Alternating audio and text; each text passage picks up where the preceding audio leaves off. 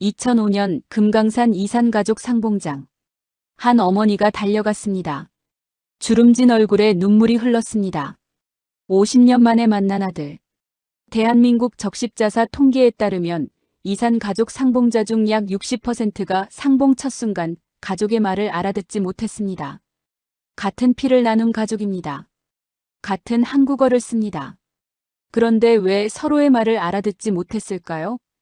독일도 40년간 분단되었습니다. 1989년 베를린 장벽이 무너졌을 때 동서독 가족들이 만났습니다. 그들은 만나자마자 대화를 나눴습니다. 억양이 조금 달랐지만 말은 통했습니다. 세계 언어학계는 이 현상에 주목했습니다. 학자들은 이것을 한국어 분단 언어 현상이라 명명하고 연구에 착수했습니다. 그리고 놀라운 결론에 도달했습니다. 한국어에는 다른 언어에 없는 특별한 것이 있다.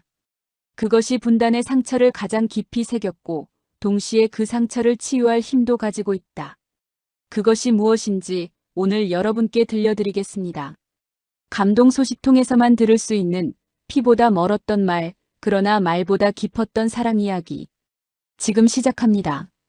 이야기 시작하기 전에 구독과 좋아요 눌러주시면 더 좋은 영상 제작에 큰 힘이 됩니다. 항상 시청해주셔서 감사합니다. 안녕하세요. 저는 마르틴 슈나이더입니다. 독일 하이델베르크 대학에서 비교 언어학을 연구하고 있습니다. 저는 1989년 베를린 장벽이 무너지던 날을 생생히 기억합니다. 그날 저는 동베를린에서 넘어온 사촌을 만났습니다. 40년 만이었습니다. 우리는 껴안고 울었습니다. 그리고 곧바로 대화를 나눴습니다. 억양이 조금 달랐지만 말이 통했습니다. 농담도 했습니다. 웃었습니다. 그래서 저는 당연히 생각했습니다. 분단된 나라가 다시 만나면 말은 통하는 것이라고. 그런데 2005년 저는 한국에서 충격적인 장면을 목격했습니다. 금강산 이산가족 상봉 현장. 저는 학술 연구 목적으로 그 자리에 참관할 수 있었습니다. 그리고 그곳에서 저는 제 인생에서 가장 가슴 아픈 장면을 보았습니다. 한 어머니가 아들에게 달려갔습니다. 외쳤습니다. 아들은 가만히 서 있었습니다. 어머니가 다시 말했습니다. 아들은 고개를 갸우뚱했습니다. 그리고 저는 믿을 수 없는 광경을 보았습니다. 적십자 직원이 다가왔습니다. 남한 어머니와 북한 아들 사이에서 통역을 하기 시작했습니다. 같은 민족입니다. 같은 언어를 씁니다. 그런데 통역이 필요했습니다. 저는 그 순간 의자에서 벌떡 일어났습니다. 이건 내가 알던 분단이 아니다. 독일의 분단과는 차원이 다른 훨씬 더 깊고 잔인한 무엇이 여기 있었습니다. 그리고 저는 깨달았습니다. 한국어에는 제가 모르는 비밀이 있다고. 그날 이후 저는 한국어 연구에 남은 학자 인생을 걸기로 했습니다. 왜 한국어는 50년 만에 가족도 못 알아듣는 말이 되었는가? 왜 AI 번역기도 한국어의 진짜 감정을 옮기지 못하는가? 그리고 그 비극 속에서 어떻게 어머니와 아들은 결국 서로를 알아보았는가? 20년간의 연구 끝에 저는 답을 찾았습니다. 오늘 그 이야기를 여러분께 들려드리겠습니다. 이것은 단순한 언어학 이야기가 아닙니다. 이것은 여러분의 어머니, 아버지, 할머니, 할아버지의 말에 관한 이야기입니다. 여러분이 어린 시절 들었던 그 말투, 그 억양, 그 목소리에 관한 이야기입니다. 그리고 그 말이 왜 세계 어떤 언어보다 특별한지에 관한 이야기입니다. 저는 그날 이후 한국어의 분단사를 추적하기 시작했습니다. 1950년 한국 전쟁이 발발하기 전까지 한반도의 언어는 하나였습니다. 서울 사람이 평양에 가도 말이 통했습니다. 부산 사람이 함흥에 가도 대화가 가능했습니다. 지역마다 사투리가 있었지만 그것은 차이였지 단절이 아니었습니다. 할머니의 사투리를 손자가 못 알아듣는 일은 없었습니다. 같은 하늘 아래 같은 말을 쓰는 한민족이었습니다. 그런데 전쟁이 모든 것을 바꿔놓았습니다. 1953년 휴전 이후 남과 북은 완전히 다른 길을 걷기 시작했습니다. 정치 체제만 달라진 것이 아닙니다. 경제 구조만 갈라진 것이 아닙니다. 언어 정책까지 완전히 달라졌습니다. 북한은 1966년 김일성의 지시로 문화어라는 개념을 공식화했습니다. 평양말을 기준으로 삼되 한자어와 외래어를 최대한 배제하고 고유어를 살리겠다는 방침이었습니다. 표면적으로는 민족 언어의 순수성을 지키겠다는 취지였지만 실제로는 남한과의 차별화를 의도한 정책이었습니다. 남한은 서울말을 중심으로 표준어를 정비했습니다. 한자어를 유지하면서 영어를 비롯한 외래어를 적극 수용했습니다. 경제 개발과 함께 서구 문물이 밀려 들어왔고 언어도 그 흐름을 따랐습니다. 처음에는 큰 차이가 없었습니다. 10년이 지나도 20년이 지나도 남북의 말은 여전히 비슷했습니다. 하지만 30년이 지나자 균열이 보이기 시작했습니다. 40년이 지나자 그 균열은 고리되었습니다. 그리고 50년이 지났을 때 남과 북의 말은 서로 다른 언어처럼 느껴지기 시작했습니다. 저는 이것을 언어의 빙하 이동이라고 부릅니다. 빙하는 하루아침에 움직이지 않습니다. 눈에 보이지 않을 만큼 천천히 그러나 멈추지 않고 이동합니다. 그리고 수십 년이 지나면 완전히 다른 위치에 있습니다. 남북의 언어가 그랬습니다. 매일매일은 느끼지 못했지만 50년이라는 세월이 지나자 완전히 다른 곳에 서 있었습니다. 제가 수집한 자료를 보여드리겠습니다.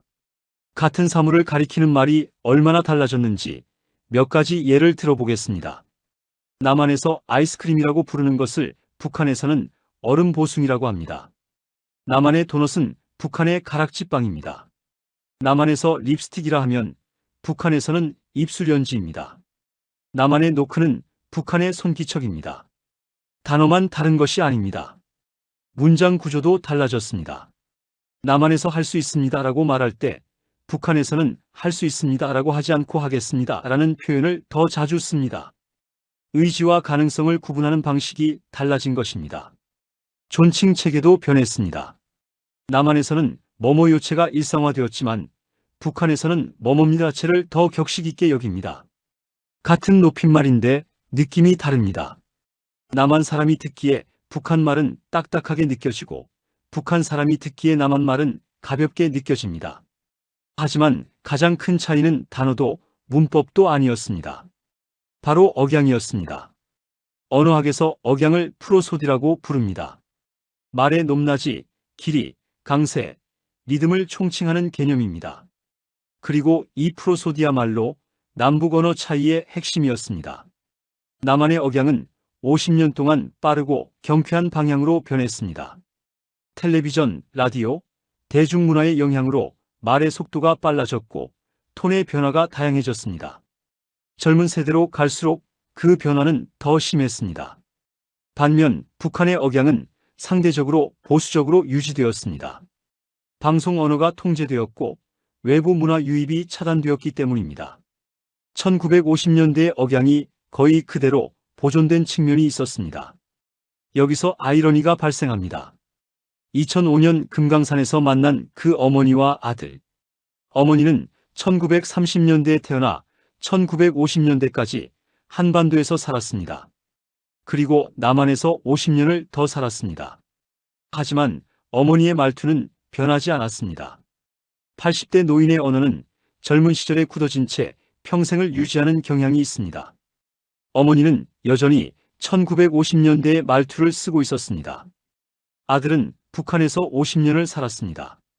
북한의 언어 환경에서 자랐습니다. 그런데 북한의 억양도 1950년대에 가까웠습니다. 논리적으로 생각하면 둘의 말이 오히려 잘 통해야 했습니다. 둘 다 1950년대의 언어를 간직하고 있었으니까요. 그런데 왜 통하지 않았을까요? 여기에 또 하나의 변수가 있었습니다. 바로 사투리입니다. 어머니는 강원도 정선 출신이었습니다. 그녀가 쓰는 말은 표준어도 문화어도 아니었습니다. 1950년대 강원도 산골의 사투리였습니다. 그 사투리는 남한에서도 이미 사라져가는 말이었습니다. 서울에서 나고 자란 젊은 한국인도 알아듣기 어려운 말이었습니다.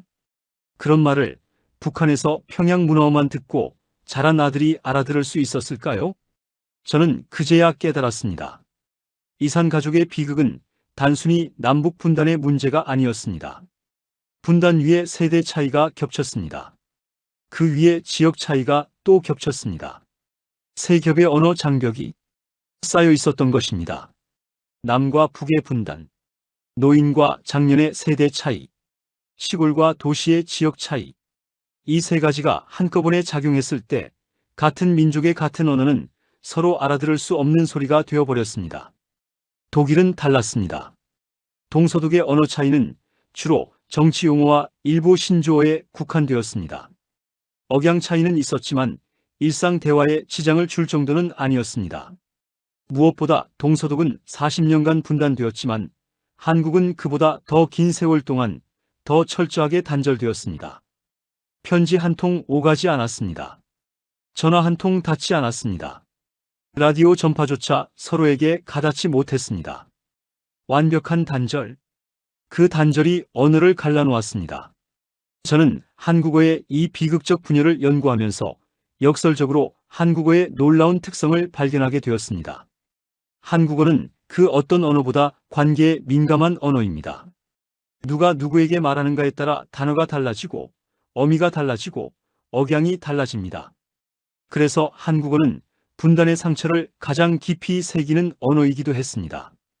그리고 그 상처의 가장 아픈 지점에 그날 금강산의 어머니와 아들이 서 있었습니다.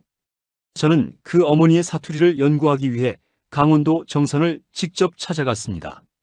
정선은 태백산맥 깊숙한 곳에 자리 잡은 산골 마을입니다. 서울에서 자동차로 3시간 넘게 달려야 닿을 수 있는 곳. 첩첩산중이라는 말이 어울리는 그런 지역입니다. 저는 그곳에서 80대, 90대 어르신들을 만나 인터뷰를 진행했습니다.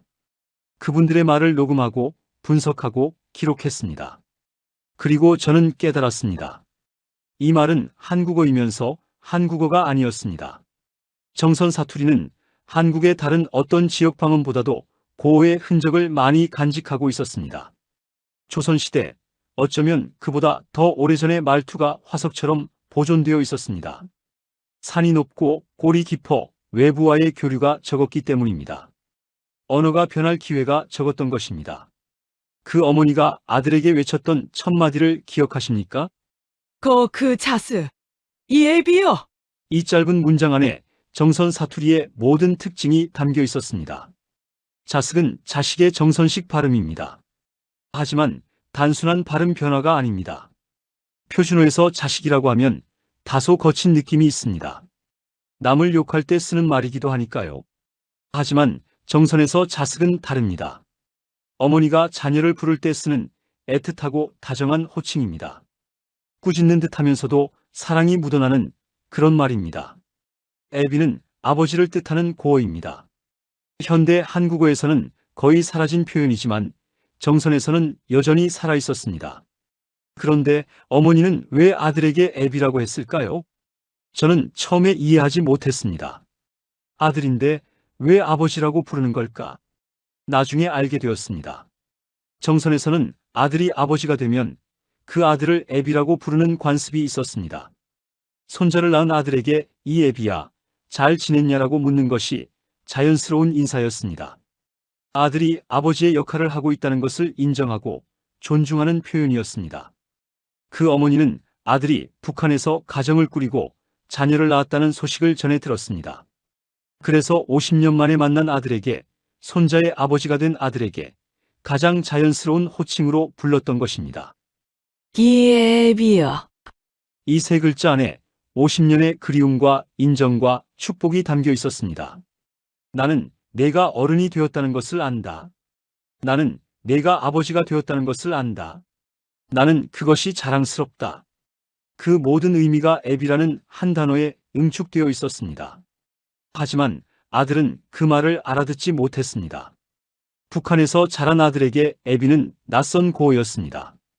평양 문어에서는 쓰지 않는 표현이었습니다. 설령 들어본 적이 있다 해도 그것이 자신을 부르는 말이라고는 상상하지 못했을 것입니다.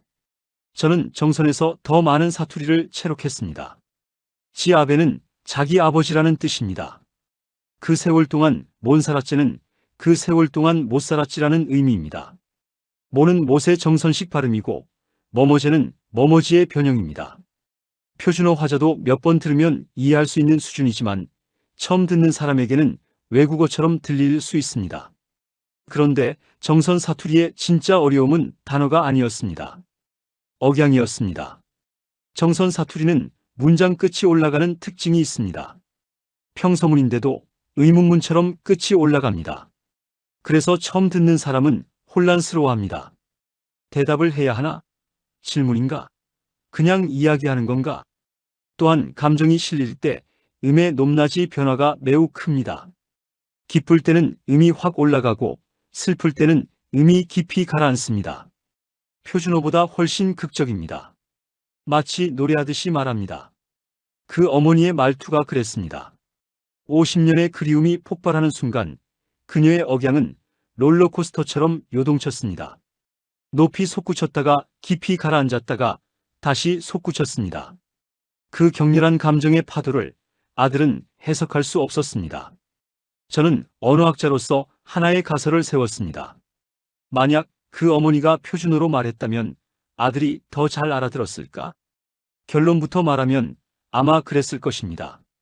표준어는 북한의 문화어와 차이가 있지만 기본적인 의사소통은 가능한 수준입니다. 뉴스 아나운서의 말투로 대화했다면 어색하더라도 내용 전달은 되었을 것입니다.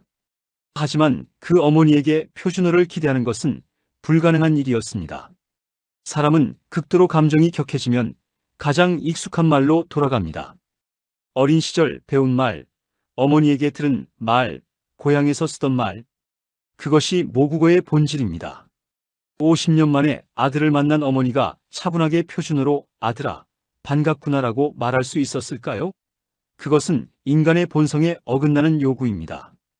어머니는 자신이 가진 가장 진실한 말로 아들을 불렀습니다. 정선의 산골에서 배운 할머니에게 물려받은 평생을 함께한 그 말로 그것이 자숙이었고 애비였고 그 독특한 억양이었습니다. 문제는 그 진심이 닿지 않았다는 것입니다. 저는 이 상황을 이렇게 비유합니다. 어머니는 손편지를 썼습니다. 한 글자 한 글자 붓으로 정성껏 쓴 손편지. 그런데 아들은 그 서체를 읽을 줄 몰랐습니다. 글자인 것은 알겠는데 무슨 뜻인지 해독할 수가 없었습니다. 어머니의 진심은 편지에 가득 담겨 있었지만 아들에게 전해지지 않았습니다. 그것이 그날 금강산에서 벌어진 일이었습니다. 저는 정선에서 돌아오는 길에 내내 생각했습니다. 한국어는 참으로 깊은 언어라고. 한 단어 안에 관계가 담기고 역사가 담기고 지역이 담기고 세대가 담깁니다. 그래서 아름다운 언어입니다. 하지만 그래서 슬픈 언어이기도 합니다. 같은 한국어인데 서로 알아듣지 못하는 비극. 그것은 한국어가 그만큼 섬세하고 복잡한 언어이기 때문에 일어난 일이었습니다. 단순한 언어였다면 50년의 분단도 이렇게까지 말을 갈라놓지 못했을 것입니다. 한국어가 관계와 감정과 맥락에 민감한 언어이기 때문에 분단의 상처가 더 깊이 새겨진 것입니다.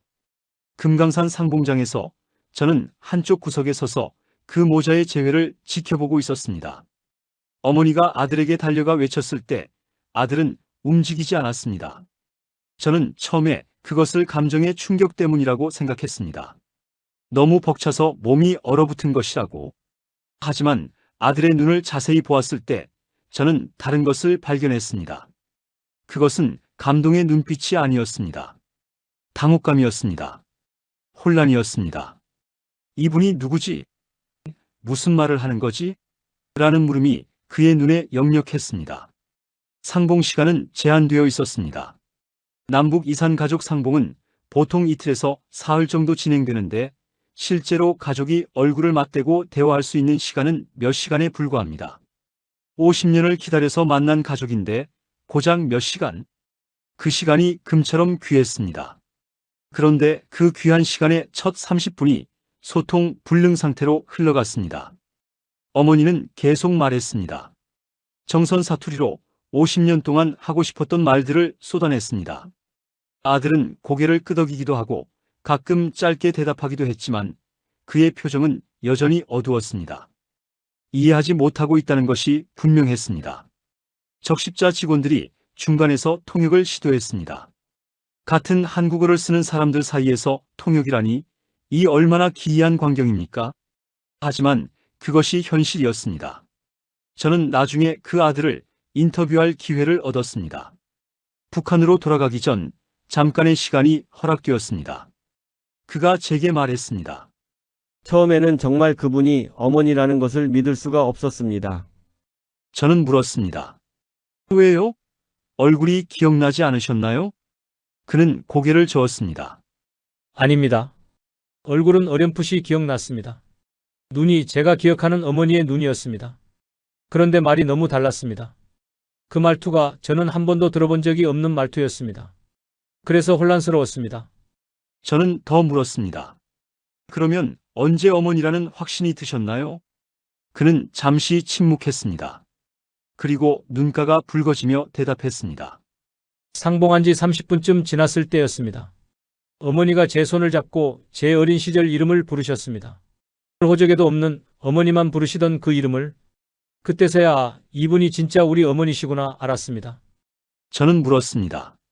그 이름을 부르실 때 알아들으셨나요? 그가 대답했습니다. 아니요. 못 알아들었습니다. 그런데 소리가 그 억양이 그 느낌이 기억났습니다. 내용은 몰라도 그 소리 자체가 기억에 있었습니다. 저는 그 순간 온몸에 전율이 흘렀습니다. 이것이야말로 언어의 본질이 아닐까. 내용이 아니라 소리, 의미가 아니라 울림, 머리로 이해하는 것이 아니라 몸으로 기억하는 것. 그 아들은 어머니의 말을 이해하지 못했습니다. 하지만 어머니의 소리를 기억해냈습니다. 4살 무렵 어머니 품에 안겨들었던 그 소리. 내용은 잊어버렸지만 소리의 결은 몸 어딘가에 새겨져 있었습니다. 50년이 지나도 지워지지 않는 기억? 그 기억이 30분 만에 깨어난 것입니다. 아들은 제게 또 하나의 이야기를 들려주었습니다. 어머니가 자신의 이름을 부른 뒤 자신도 모르게 눈물이 터졌다고 합니다. 그런데 그 눈물과 함께 입에서 나온 말이 있었습니다. 어무이. 어머니가 아니라 어무이. 북한에서는 쓰지 않는 표현입니다. 평양 문화어에서는 어머니 또는 어머님이라고 합니다. 그런데 아들의 입에서 무의식적으로 튀어나온 말은 어무이였습니다. 그것은 4살 때까지 어머니를 부르던 말이었습니다. 50년 동안 한 번도 쓰지 않았던 말이었습니다. 의식적으로는 완전히 잊고 있던 말이었습니다. 하지만 어머니의 소리가 그 말을 깨웠습니다. 몸 깊은 곳에 잠들어 있던 언어가 어머니의 목소리를 열쇠 삼아 깨어났습니다. 저는 이것을 언어의 고향 회귀라고 부릅니다. 사람은 위기 상황에서 극도의 감정 상태에서 가장 원초적인 언어로 돌아갑니다. 외국에서 수십 년을 살아 모국어를 거의 잊어버린 사람도 위급한 순간에는 모국어로 비명을 지릅니다. 언어는 머리에만 있는 것이 아니라 몸에 새겨져 있기 때문입니다. 그 아들에게 어무이는 머리에서 지워졌지만 몸에는 남아 있었습니다. 그리고 어머니를 만난 그 순간 몸이 기억을 되살렸습니다. 이것이 피의 힘일까요? 말의 힘일까요? 저는 둘 다라고 생각합니다. 피가 말을 만들고 말이 피를 증명합니다. 그 아들이 무의식적으로 내뱉은 어무이는 DNA 검사보다 더 확실한 모자 관계의 증거였습니다. 하지만 그 순간이 오기까지 30분이라는 시간이 걸렸습니다. 50년을 기다려서 만났는데 30분 동안 서로를 알아보지 못했습니다. 그 30분이 그 모자에게 얼마나 길고 괴로운 시간이었을까요? 어머니는 아들이 왜 자신을 껴안지 않는지 이해하지 못했을 것입니다. 아들은 이 낯선 말투의 노인이 정말 자신의 어머니인지 확신하지 못했을 것입니다. 피보다 말이 멀었습니다. 이것이 분단의 진짜 비극입니다. 국경선은 땅을 가릅니다. 하지만 언어의 단절은 마음을 가릅니다. 같은 피를 나눈 가족이 같은 언어를 쓰면서도 서로를 알아보지 못하는 것. 이보다 더 잔인한 이별이 있을까요? 저는 그날 이후 이 이야기를 세계 학술 대회에서 여러 번 발표했습니다. 듣는 사람마다 충격을 받았습니다. 독일 동료들은 이렇게 말했습니다. 우리는 운이 좋았구나. 동서독 분단은 이 정도까지는 아니었다고. 맞습니다. 독일은 40년 분단이었고 그나마 제한적인 교류가 있었습니다. 한국은 70년이 넘는 분단이고 교류는 거의 전무합니다. 그 차이가 언어에 고스란히 새겨져 있습니다. 하지만 저는 그 비극 속에서도 희망을 보았습니다. 30분이 걸렸지만 결국 아들은 어머니를 알아보았습니다. 말은 통하지 않았지만 소리가 기억을 깨웠습니다. 의미는 전달되지 않았지만 울림은 가슴에 닿았습니다. 이것이 한국어의 힘이 아닐까요? 단어가 아니라 소리로, 문법이 아니라 억양으로 감정을 전달하는 언어. 50년의 단절도 끊을 수 없는 그 원초적인 연결.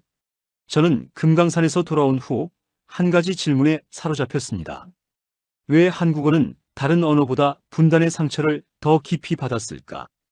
독일어도 분단을 겪었습니다. 중국어도 대만과 본토로 나뉘어 있습니다. 하지만 이들 언어에서는 가족 간 소통 불능이라는 극단적 현상이 나타나지 않았습니다. 왜 유독 한국어만 이런 일이 벌어졌을까요? 저는 그 해답을 찾기 위해 한국어의 구조를 깊이 파고들었습니다. 그리고 놀라운 사실을 발견했습니다. 한국어는 세계에서 가장 관계 중심적인 언어 중 하나입니다. 무슨 뜻인지 설명해 드리겠습니다. 영어로 I love you라고 말할 때 이 문장은 누구에게 말하든 똑같습니다. 연인에게도, 부모에게도, 자녀에게도, 친구에게도 I love you입니다. 상대방과의 관계가 문장 구조에 영향을 주지 않습니다. 하지만 한국어는 다릅니다. 부모에게는 사랑해요 또는 사랑합니다라고 합니다. 연인에게는 사랑해라고 합니다. 자녀에게는 사랑한다라고 합니다. 같은 감정인데 상대방에 따라 표현이 달라집니다. 그뿐이 아닙니다. 나라는 1인칭 대명사도 상대방에 따라 변합니다. 윗사람에게는 저라고 하고 동등하거나 아랫사람에게는 나라고 합니다. 영어의 I는 누구 앞에서든 I인데 한국어의 나는 관계에 따라 변신합니다. 밥 먹었어?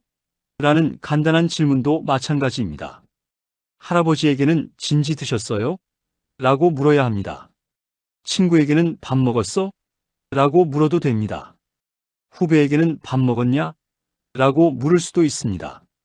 같은 내용인데 관계에 따라 단어가 바뀌고 어미가 바뀌고 억양까지 바뀝니다. 이것을 언어학에서는 경어법 또는 존비어 체계라고 부릅니다. 그리고 한국어의 경어법은 세계적으로도 가장 복잡하고 정교한 축에 속합니다. 저는 처음에 이것을 복잡한 규칙 체계로만 이해했습니다. 문법적 특징이라고 생각했습니다. 하지만 한국에서 살면서 한국 사람들과 대화하면서 저는 깨달았습니다. 이것은 단순한 문법이 아닙니다. 한국어에서 경어법은 감정의 그릇입니다. 한국 사람들은 말투를 통해 관계를 확인하고 감정을 전달하고 마음의 거리를 조절합니다. 예를 들어보겠습니다. 연인 사이에서 갑자기 반말을 존댓말로 바꾸면 그것은 화가 났다는 신호입니다. 부부 사이에서 평소에 쓰지 않던 높임말을 쓰면 무언가 서운함이 있다는 표현입니다. 말의 내용은 같아도 형식이 감정을 전달합니다. 반대로 처음 만난 사람 사이에서 상대방이 반말을 허락하면 그것은 친해지자는 초대입니다. 존댓말에서 반말로 넘어가는 그 순간이 한국에서는 관계의 전환점입니다. 이것이 한국어의 본질입니다. 언어가 감정의 그릇이 되고 관계의 지표가 되는 것. 그런데 이 특성이 분단 상황에서는 치명적인 장애가 됩니다. 남과 북이 50년 동안 다른 존칭 체계를 발전시켰습니다. 남한에서는 뭐뭐 요체가 일상화되었습니다. 밥 먹었어요? 잘 지냈어요? 처럼 부드럽고 친근한 높임말이 보편화되었습니다. 북한에서는 뭐뭐습니다 하체가 더 일반적입니다. 밥 먹었습니까? 잘 지냈습니까? 처럼 딱딱하고 격식 있는 높임말이 표준입니다. 남한 사람이 듣기에 북한 말투는 너무 딱딱하게 느껴집니다. 마치 화가 났거나 거리를 두는 것 같습니다. 북한 사람이 듣기에 남한 말투는 너무 가볍게 느껴집니다. 마치 격식을 모르거나 예의가 없는 것 같습니다. 같은 높임말인데 느낌이 전혀 다릅니다. 이것이 금강산에서 벌어진 소통 장애의 또 다른 원인이었습니다. 어머니의 정선 사투리에는 남한식 뭐뭐 요체도 북한식 뭐뭐 씁니다 체도 아닌 옛날 방식의 존칭이 섞여 있었습니다. 아들은 그 낯선 존칭 체계를 해석할 수 없었습니다. 여기서 한 가지 더 중요한 사실이 있습니다. 한국어에서 가장 중요한 감정 전달 수단은 단어도 문법도 아닙니다. 바로 억양입니다. 제가 한국어를 배우면서 가장 어려웠던 것이 억양이었습니다. 독일어는 단어에 고정된 강세가 있습니다. 영어도 마찬가지입니다. 하지만 한국어의 억양은 상황에 따라, 감정에 따라, 의도에 따라 자유롭게 변합니다. 밥 먹었어? 이 한 문장을 저는 10가지 이상의 다른 방식으로 말할 수 있습니다. 걱정하는 말투로, 반가운 말투로, 귀찮은 말투로, 궁금한 말투로, 재촉하는 말투로, 농담하는 말투로. 단어는 똑같은데 억양만 바꾸면 의미가 완전히 달라집니다. 한국 사람들은 이 억양의 차이를 본능적으로 읽어냅니다. 상대방이 무슨 말을 했는지보다 어떻게 말했는지를 더 예민하게 감지합니다. 그래서 한국에서는 말은 그렇게 안 했는데 기분 나빴어라는 표현이 있습니다. 내용은 괜찮았는데 말투가 기분 나빴다는 뜻입니다. 이것이 한국어입니다. 내용보다 형식이, 단어보다 소리가, 문법보다 억양이 더 많은 것을 전달하는 언어. 그래서 한국어는 번역이 어렵습니다. 단어를 옮길 수는 있지만 억양을 옮길 수는 없습니다. 문법을 옮길 수는 있지만 그 안에 담긴 관계의 뉘앙스를 옮기기는 거의 불가능합니다. 그래서 한국어는 분단에 취약했습니다. 50년 동안 서로 다른 억양 체계가 발달했습니다. 같은 단어, 같은 문법을 쓰더라도 억양이 달라지니 느낌이 달라졌습니다. 느낌이 달라지니 감정이 전달되지 않았습니다. 감정이 전달되지 않으니 가족인데도 서로를 알아보지 못했습니다. 어머니의 사투리에는 50년의 그리움이 담겨 있었습니다. 하지만 그 그리움은 억양 속에 숨어 있었습니다. 아들은 억양을 해독할 수 없었기에 그리움도 읽어내지 못했습니다. 언어는 감정의 그릇이라고 저는 말했습니다. 한국어는 특히 그렇습니다. 그리고 그 그릇이 깨졌을 때 감정도 함께 쏟아져 버립니다. 금강산의 그 어머니는 가득 찬 그릇을 아들에게 내밀었습니다. 하지만 아들은 그 그릇의 모양을 알아보지 못했습니다. 안에 무엇이 담겼는지 보기 전에 그릇 자체가 낯설었습니다. 그것이 분단이 언어에 남긴 상처입니다. 저는 20년 넘게 한국어를 연구하면서 하나의 결론에 도달했습니다. 한국어는 소리의 언어입니다. 많은 언어가 문자 중심으로 발달했습니다. 라틴어에서 파생된 유럽 언어들은 글로 기록되고 글로 전승되었습니다. 법률, 철학, 종교 모두 문자를 통해 권위를 얻었습니다. 그래서 유럽 언어에서는 쓰인 말이 말해진 말보다 더 중요하게 여겨지는 경향이 있습니다. 하지만 한국어는 달랐습니다. 한국의 역사에서 문자는 오랫동안 소수의 전유물이었습니다. 한자를 읽고 쓸 수 있는 사람은 극소수였습니다. 대다수의 백성들은 문자 없이 살았습니다. 그들에게 언어란 곧 소리였습니다. 말로 전하고, 말로 듣고, 말로 기억했습니다. 세종대왕이 한글을 창제한 것이 15세기입니다. 하지만 한글이 보편화된 것은 20세기에 들어서입니다. 한국어는 수천 년 동안 문자 없이 소리로만 살아남은 언어입니다.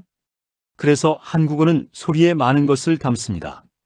의미만 담는 것이 아닙니다. 감정을 담습니다. 관계를 담습니다. 상황을 담습니다. 문자로 기록되지 않는 것들이 소리 속에 녹아 있습니다. 그 소리의 핵심이 바로 억양입니다. 언어학에서 억양을 구성하는 요소는 크게 4가지입니다. 높낮이, 길이, 강세, 리듬. 한국어는 이 4가지를 모두 자유롭게 활용합니다. 그리고 그 조합으로 무한한 감정의 스펙트럼을 표현합니다. 제가 한국에서 직접 경험한 예를 들어보겠습니다. 한국에서 친구를 사귀고 얼마 지나지 않아 저는 그 친구와 함께 식당에 갔습니다. 식사를 마치고 나오는데 친구가 저에게 물었습니다. 어디가? 연애서남. 저는 집에 간다고 대답했습니다. 그런데 친구의 표정이 묘했습니다. 뭔가 아쉬운 듯한, 서운한 듯한 표정이었습니다. 나중에 한국인 동료에게 그 상황을 이야기했더니 동료가 웃으며 말했습니다. 그 친구가 어디가? 라고 물은 게 아니라 어디가? 라고 물은 거예요. 끝을 올리면서 길게 빼면 그건 가지마, 더 놀자라는 뜻이에요. 저는 그제야 깨달았습니다. 같은 어디가? 인데 억양에 따라 의미가 완전히 달라지는 것을. 짧게 끊으면 단순한 질문이고 길게 빼면서 끝을 올리면 만류의 뜻이 됩니다. 이것은 문법책 어디에도 나오지 않습니다. 사전에도 없습니다. 오직 소리로만 전달되고 소리로만 이해되는 의미입니다. 한국어에는 이런 예가 무수히 많습니다. 알았어라는 말을 생각해 보십시오. 짧고 단호하게 알았어라고 하면 진짜로 이해했다는 뜻입니다. 혹은 짜증이 섞여 있을 수도 있습니다. 그만 좀 해, 알았다니까. 길게 끌면서 알았어라고 하면 건성으로 대답하는 느낌입니다. 네네, 알았어요. 잔소리 그만. 끝을 살짝 올리면서 알았어? 라고 하면 상대방이 이해했는지 확인하는 질문이 됩니다. 단어는 하나인데 억양에 따라 3가지 이상의 다른 의미가 됩니다. 저는 이것을 억양의 다일성이라고 부릅니다.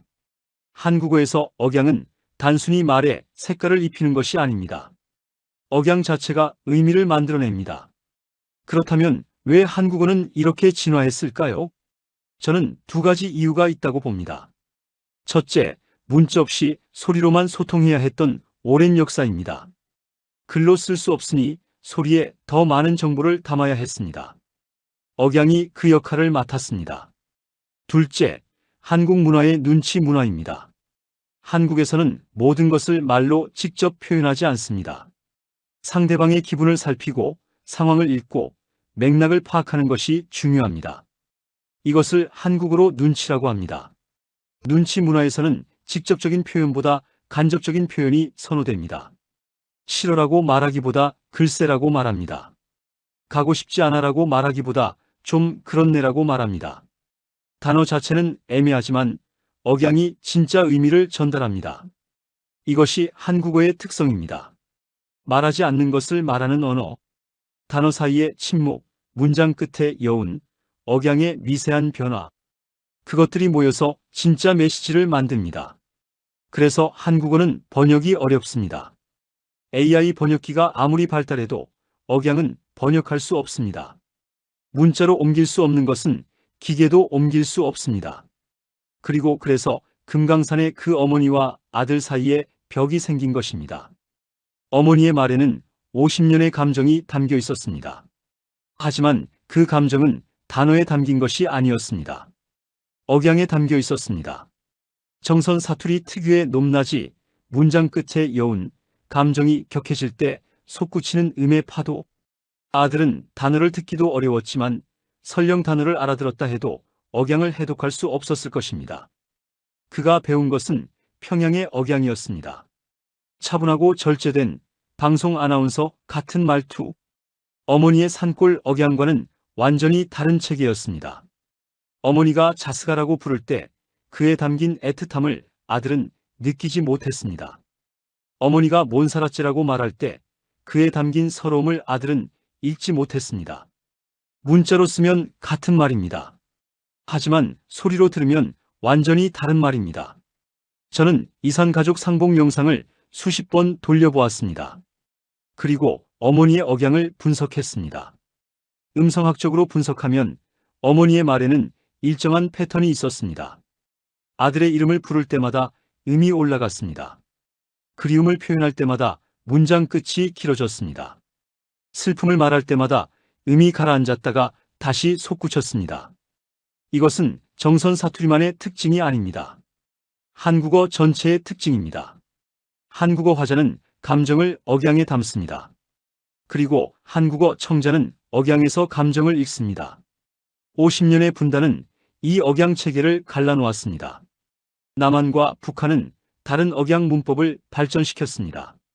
같은 단어, 같은 문장도 억양이 다르면 다른 느낌을 줍니다. 그래서 금강산에서 어머니의 사랑은 아들에게 곧바로 전해지지 않았습니다. 단어의 벽이 있었고 그보다 더 높은 억양의 벽이 있었습니다. 하지만 저는 여기서 희망을 봅니다. 억양은 배울 수 있습니다. 시간이 걸리지만 함께 살면서 자연스럽게 익힐 수 있습니다. 남북이 다시 만나 함께 살게 된다면 억양의 벽도 서서히 무너질 것입니다. 그날 금강산에서 30분이 걸렸지만 결국 아들은 어머니를 알아보았습니다. 억양을 이해한 것이 아닙니다. 억양을 느낀 것입니다. 한국어의 억양은 그런 힘을 가지고 있습니다. 이해되지 않아도 느껴지는 힘. 저는 이산가족 상봉 연구를 하면서 한 가지 사실을 깨달았습니다. 상봉장에서 가장 많이 흘리는 것은 눈물이 아닙니다. 말입니다. 사람들은 만나자마자 말을 쏟아냅니다. 50년 동안 하지 못했던 말들을 보고 싶었다. 어떻게 살았냐? 밥은 먹었냐? 건강하냐? 아이들은 잘 있냐? 끊임없이 말이 흘러나옵니다. 마치 막혀있던 댐이 터진 것처럼. 그리고 그 말의 대부분은 질문입니다. 그런데 신기한 것은 대답을 듣지 않아도 괜찮다는 것입니다. 질문을 던지는 것 자체가 목적입니다. 밥은 먹었어? 라고 묻는 것은 정말로 식사 여부가 궁금해서가 아닙니다. 나는 너를 걱정했다. 나는 너를 잊지 않았다. 그 마음을 전하는 것입니다. 한국어에는 이런 질문이 많습니다. 밥 먹었어? 는 한국에서 인사입니다. 영어의 How are you? 와 비슷하지만 더 깊은 의미가 있습니다. 한국 전쟁 이후 굶주림이 일상이던 시절에 밥 먹었어? 는 생존 확인이었습니다. 밥을 먹었다는 것은 살아있다는 것이었습니다. 그 시절을 살았던 어르신들에게 밥 먹었어? 는 단순한 질문이 아닙니다. 너 살아있니? 너 괜찮니? 너를 걱정한다는 말을 압축한 것입니다. 금강산의 그 어머니도 아들에게 물었을 것입니다. 밥은 묵었냐? 라고 정선 사투리로 50년 동안 묻지 못했던 그 질문을 시니어 세대에게 말은 단순한 의사소통 도구가 아닙니다. 말은 곧 기억입니다. 저는 한국에서 많은 어르신들을 인터뷰했습니다. 80대, 90대 어르신들의 이야기를 들었습니다. 그분들의 기억은 대부분 말과 연결되어 있었습니다. 한 할머니는 돌아가신 어머니를 회상하며 이렇게 말했습니다. 우리 어머니가 날 부를 때, 야, 이리 온나 그랬어. 그 목소리가 아직도 귀에 들려. 그 할머니의 어머니는 60년 전에 돌아가셨습니다. 얼굴은 희미해졌습니다. 하지만 목소리는 선명합니다. 야, 이리 온나라는 그 말투, 그 억양이 할머니의 기억 속에 60년째 살아있습니다. 또 다른 할아버지는 아버지를 이렇게 기억했습니다. 아버지가 화나면 이놈아 그러셨는데 그 이놈아가 무섭지가 않았어. 왜냐면 그 뒤에 꼭 밥 먹어라 그러셨거든. 이놈아라는 꾸짖음 뒤에 밥 먹어라라는 걱정. 그 조합이 그 할아버지에게는 아버지의 사랑이었습니다. 아버지의 얼굴보다 그 말투가 더 선명하게 기억에 남아 있습니다.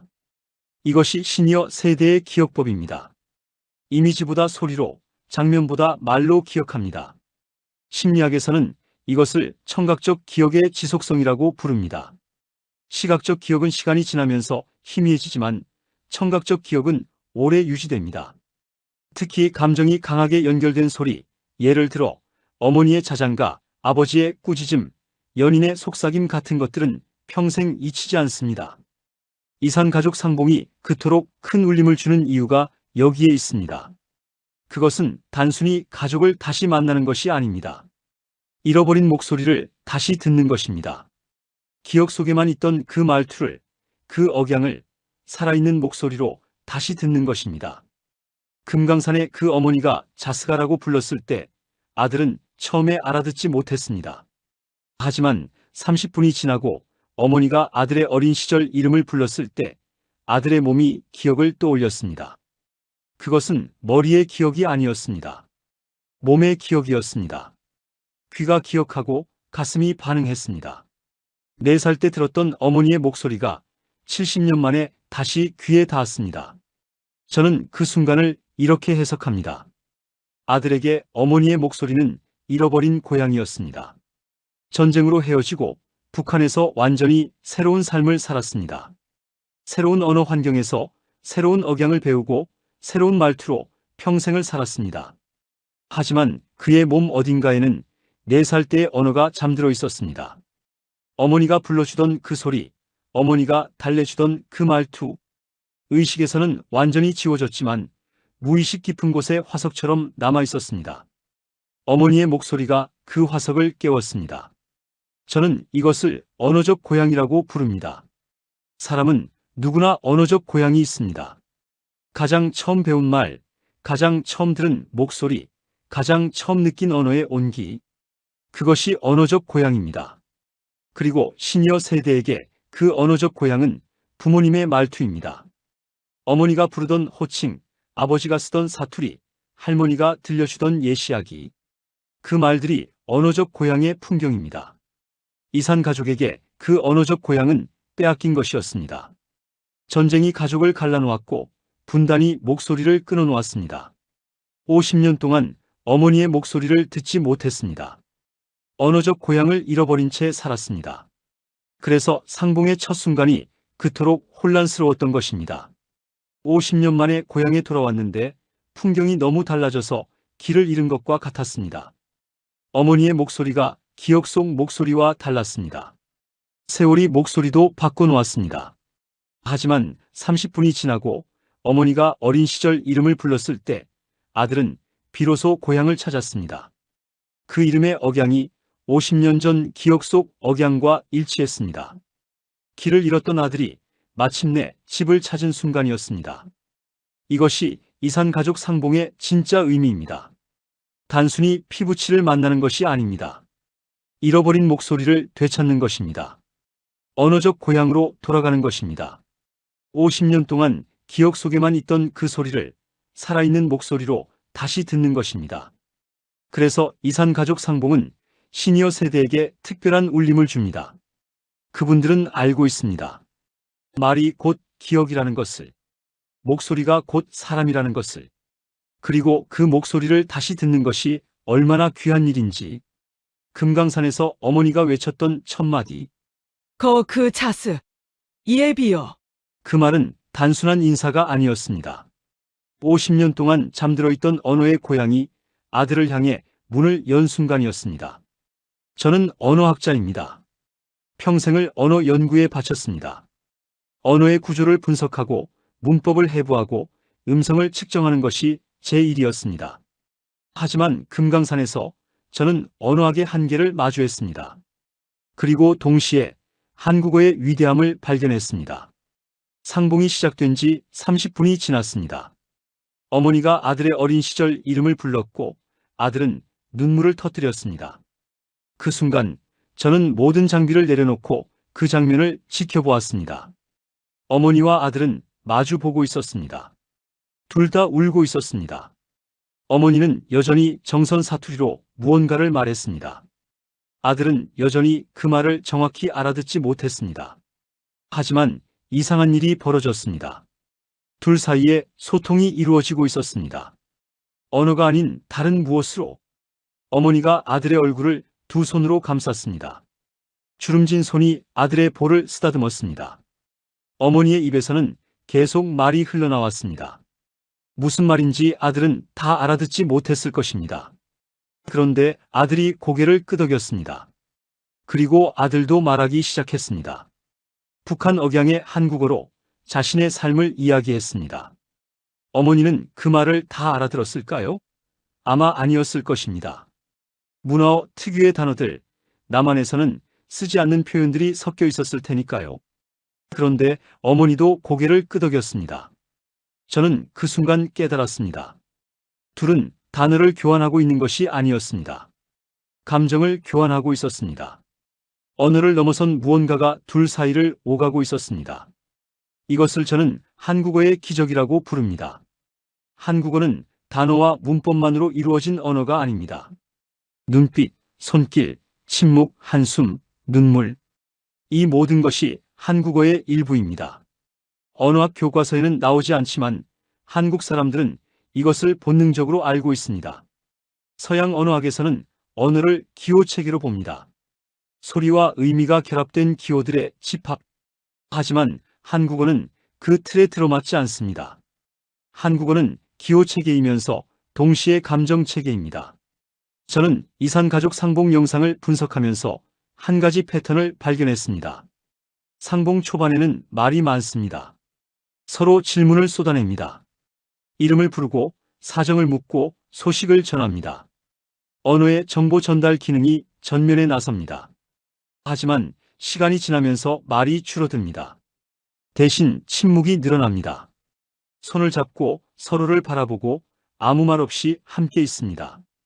흥미로운 것은 상봉 후 인터뷰에서 사람들이 기억하는 것은 말이 아니라 침묵이라는 점입니다. 어머니 손을 잡았는데 아무 말도 안 했어요. 그냥 손만 잡고 있었어요. 근데 그게 제일 좋았어요. 이런 증언이 많습니다.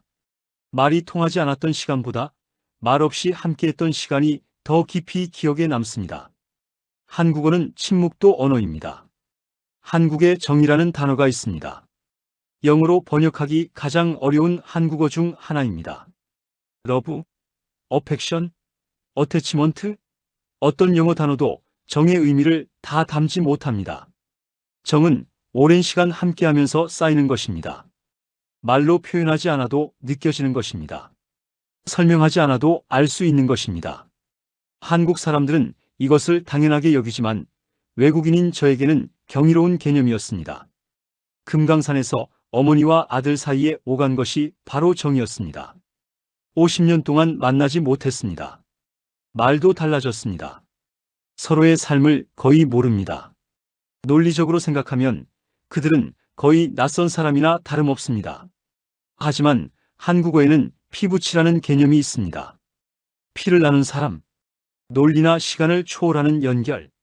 말이 달라도 세월이 흘러도 피부치는 피부치입니다. 어머니는 아들을 알아보았습니다.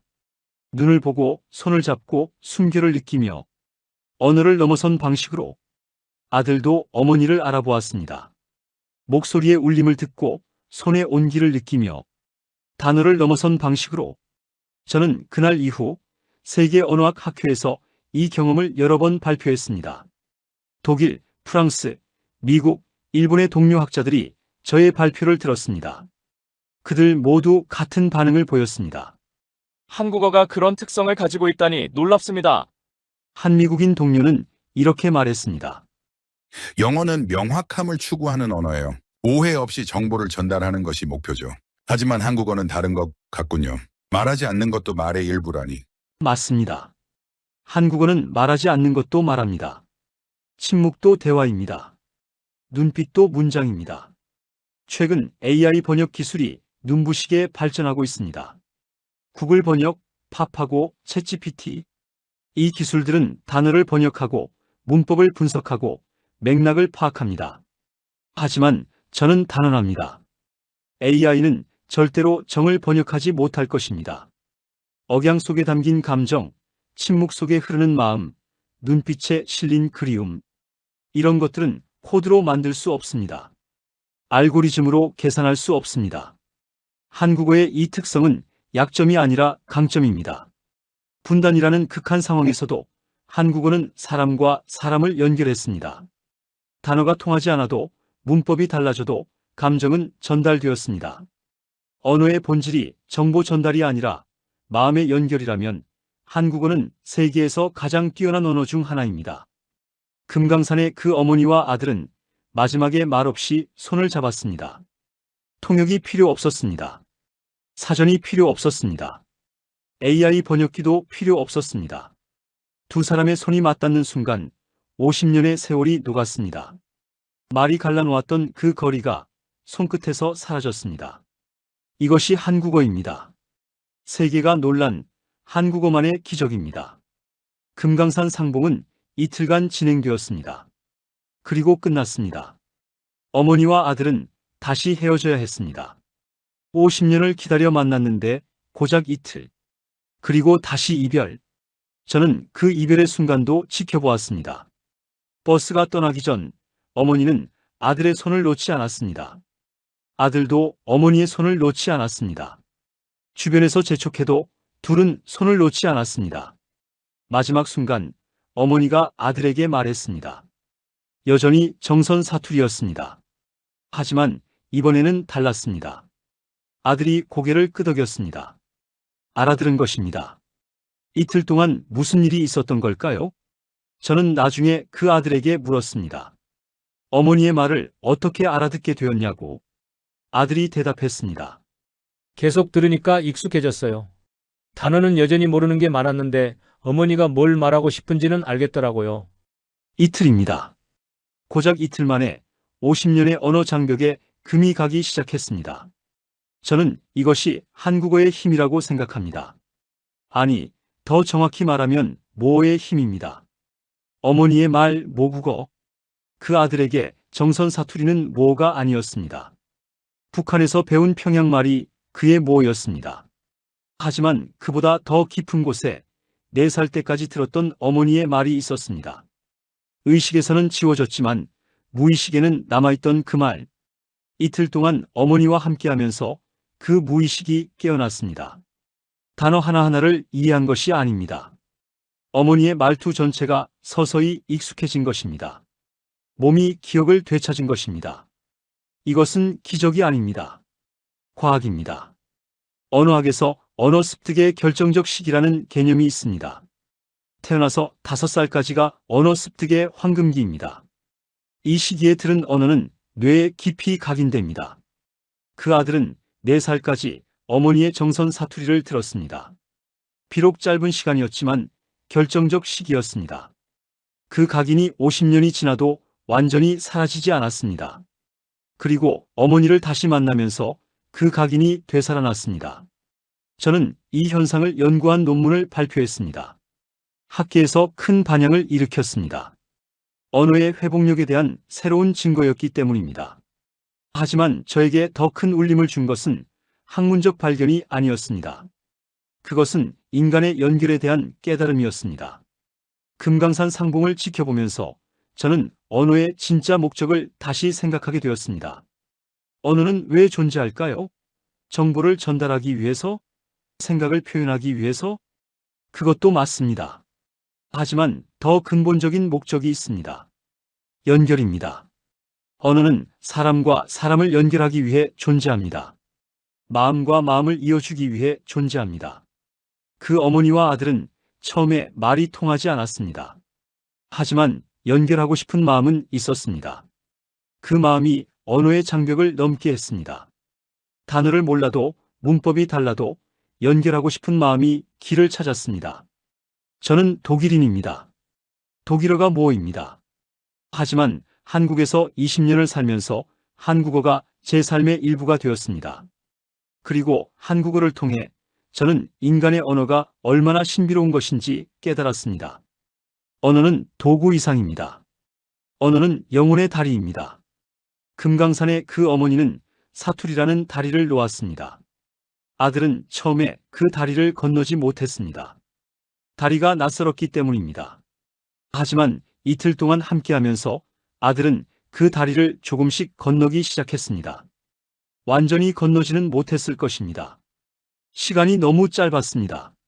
하지만 다리가 있다는 것, 건널 수 있다는 것을 알았습니다. 그것만으로도 충분했습니다. 상봉이 끝나고 어머니와 아들은 다시 헤어졌습니다. 그 후로 다시 만났는지 저는 알지 못합니다. 이산가족 상봉은 그렇게 운명처럼 왔다가 운명처럼 떠납니다. 하지만 저는 믿습니다. 그 이틀이 두 사람의 삶에 깊은 흔적을 남겼을 것이라고. 어머니에게는 아들이 자신의 말을 알아들었던 그 순간이 남았을 것입니다. 50년의 기다림이 헛되지 않았다는 확인.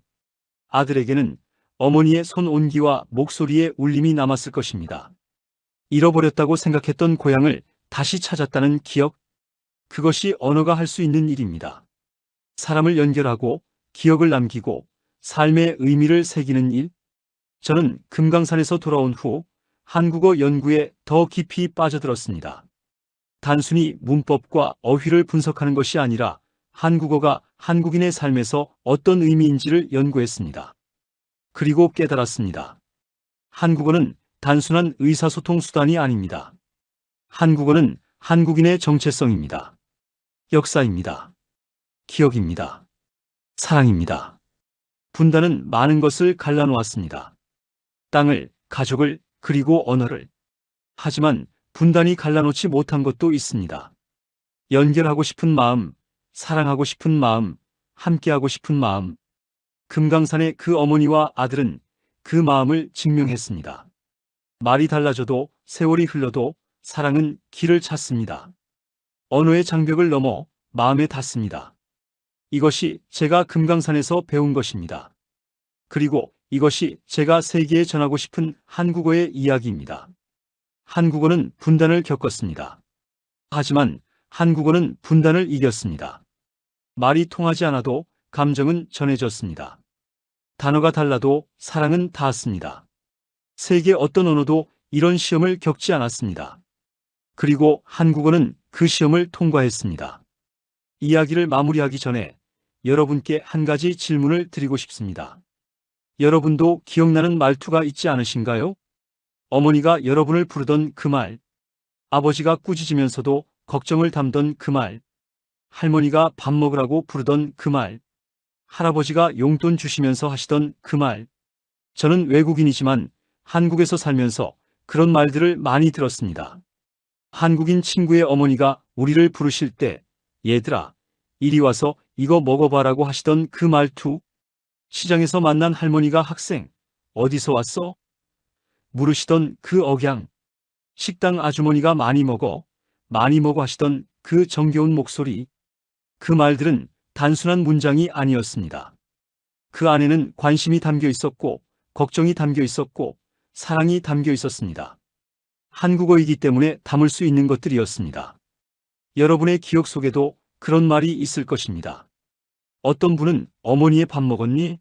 가 떠오를 것입니다. 수천 번 들었던 그 질문, 귀찮다고 느꼈던 적도 있을 것입니다.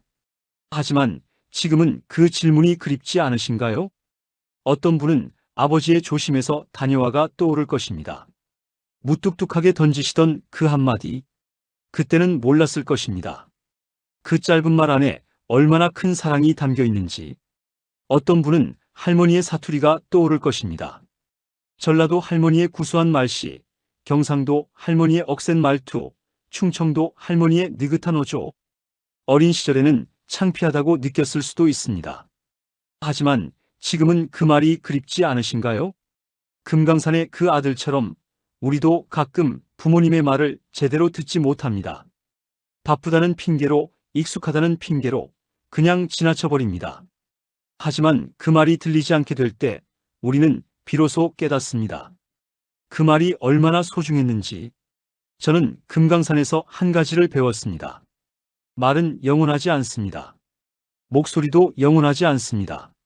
하지만 기억은 남습니다. 그리고 그 기억은 우리가 간직하는 만큼 오래 살아남습니다. 여러분의 부모님이 아직 살아계시다면 오늘 전화해 보십시오. 특별한 용건이 없어도 괜찮습니다. 그냥 목소리를 들으십시오. 그 말투를, 그 억양을 귀에 담아두십시오. 여러분의 부모님이 이미 떠나셨다면 기억 속 그분의 말을 떠올려 보십시오. 어떤 말이 가장 먼저 생각나시나요? 그 말을 마음속으로 다시 들어보십시오. 그분은 그 말 안에 여전히 살아계십니다. 언어는 사람을 연결합니다. 살아있는 사람끼리도, 살아있는 사람과 떠난 사람 사이에서도. 금강산의 그 어머니가 아들에게 남긴 자스가라는 말은 아들의 기억 속에 영원히 살아있을 것입니다.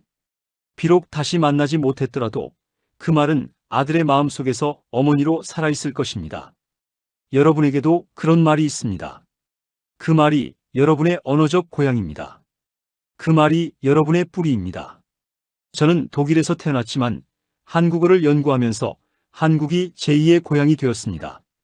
그리고 한국어를 통해 저는 고향이라는 것의 의미를 새롭게 알게 되었습니다. 고향은 장소가 아닙니다. 고향은 말입니다. 고향은 목소리입니다. 고향은 기억 속에서 나를 부르는 그 소리입니다.